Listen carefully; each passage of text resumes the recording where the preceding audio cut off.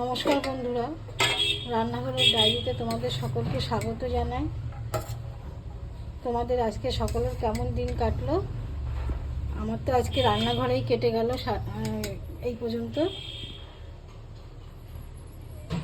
আজকে আমাদের দুপুরে রান্না হয়েছে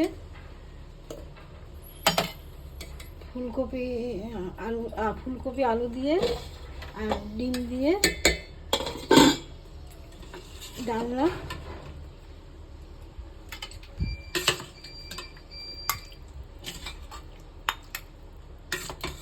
তার সাথে ধনেপাতা দেওয়া আছে।